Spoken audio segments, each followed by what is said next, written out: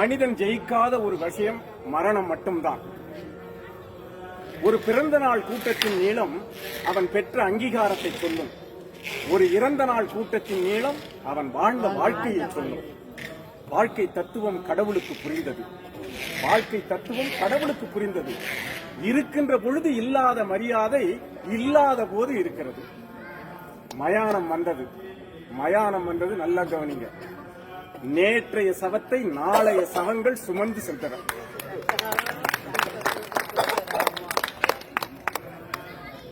கடவுள் யோசித்தான், இறப்பென்று ஒன்று இல்லாது இருக்குமானால் இந்நேரம் மனிதன் கடவுளையே கொண்டிருப்பான்.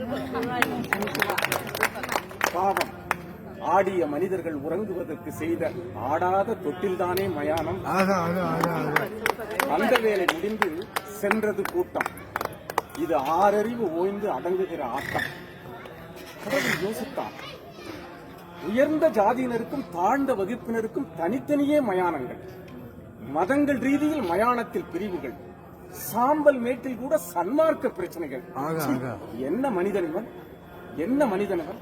அரைஞான கயிறை அறுத்துக் கொள்ளும் வேளையிலும் அடங்க மறுக்கிறானே இந்த மனிதன். அங்கிருந்து கிளம்ப புறப்பட்டான். ஆவிகள் சில அவனை அடையாளம் கண்டு கொண்டன. ஆண்டவனை அடையாளம் கண்டு கொண்டன. யார் நீ என்றான் இறைவன்.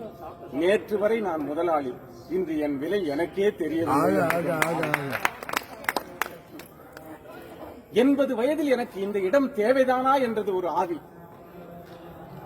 ஆண்டவன் சொன்னால், எத்தனை காலம் வாழ்கிறாய் என்பதில் அல்ல வாழ்க்கை, எப்படி வாழ்ந்தாய் என்பதில் தான் இருக்கிறது என்று சொன்னார்.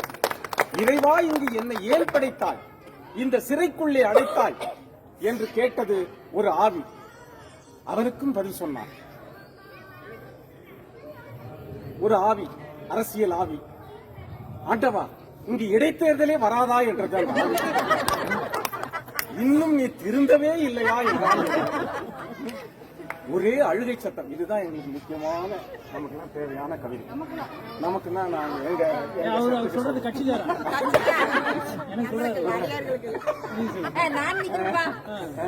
ஒரே அழுகை சத்தம். பெண்ணாக பிறந்தது போதுமடா சாமி என்றது ஒரு ஆவி. ஆண்டவன் அருகில் வந்து காதோறும் சொன்னான், ஆணாக பிறந்து பார், அதை விட கஷ்டம்.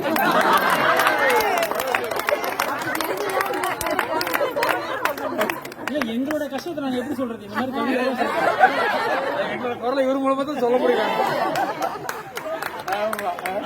சார் கூட திகிரியுமே எங்க பயணிப்போம். எங்க போனாலும் எங்களை விட்டு கொடுக்க மாட்டாரு. எங்களை ஆண் வர்க்கத்தை.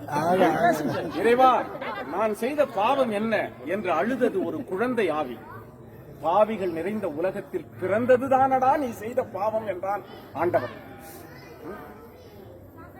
சரி, நல்லவர்களை எல்லாம் சீக்கிரம் அழைத்துக் கொள்ளுகிறாய், கெட்டவர்களை நீண்ட நாள் வாழ வைக்கிறாயே, இது என்ன உன்னுடைய நீதி என்றான்.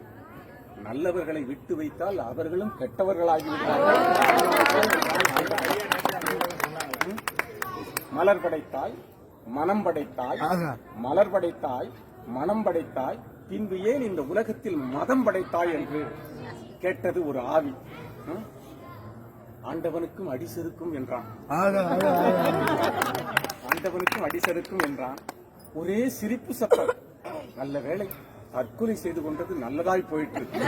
ரொம்ப மோசமடா சாமி என்றது அந்த ஆவி. கோழைகளோடு நான் பேசுவதில்லை என்றான் கடவுள். அது சரி, எல்லா உயிர்களும் பிறக்கின்றன, இறக்கின்றன. உனக்கு மட்டும் சாவே கிடையாதா என்றது ஒரு ஆவி. யார் சொன்னது? எனக்கும் மரணம் உண்டு, எனக்கும் மரணம் உண்டு. மடலைகள் சிரிக்கும் பொழுது நான் பிறக்கிறேன், மனிதர்கள் இது போல செய்யும் பொழுதெல்லாம் நான் ஒவ்வொரு கணமும் இறக்கிறேன் என்றான். ஆவிகளோடு பேசியதில் 1000 அர்த்தங்களை கண்டுகொண்ட ஆண்டவன் அங்கிருந்து மனிதர்கள் என்ற போர்வையில் நடமாடுகின்ற விலங்குகளிடமிருந்து விடைபெற்று சென்றான். இதுதான் அந்த கவிதையுடைய சாரம். இது மடலைகள் சிரிக்கும் பொழுது நான் பிறக்கிறேன் என்று சொன்னான். மடலை என்ன செய்யும்?